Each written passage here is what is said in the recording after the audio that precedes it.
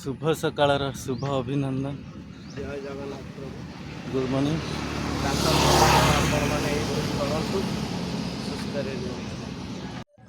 नमस्कार बंधुगण, आज आम कोलथ गछ विषय जाना। कोलथ खाइले बापा कौन लाभ मिले?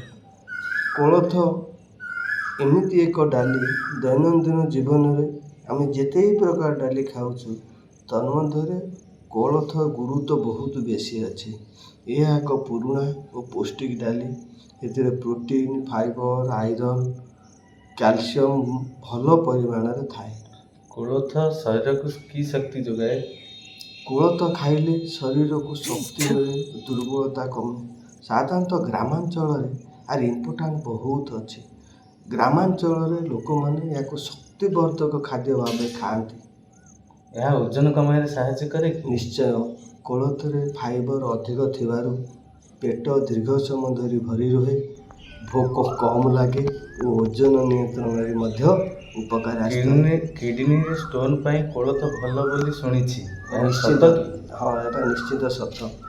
जिते प्रकार डाक्तर अच्छा प्राय सबू डाक्तर कहते औषध खाया पूर्व कोलथ टे खाते। कोलथ को आप राति पानी रे भिजे रखिदेवे।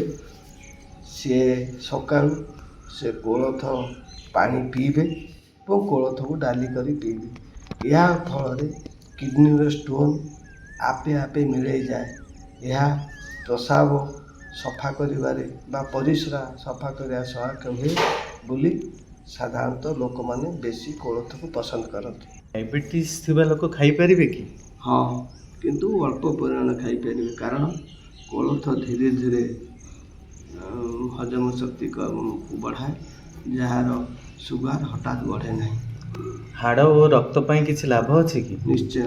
एथिरे आयरन और कैल्शियम थाए, जहाँ रक्त बढ़ाइबा हाड़ को मजबूत करने सहायक हुए। साधारणतः कोलथ डाली बेसी जो कोलथ को अटा करिकी डाली कले भल लगे। आउ साधारणतः वर्षा दिने कोलथ टी खाइले बहुत भल, पेट सफा रुए एवं टिके शक्ति भी बढ़ी थाए। एणु कोलथ खातु, सुस्थ रुहतु।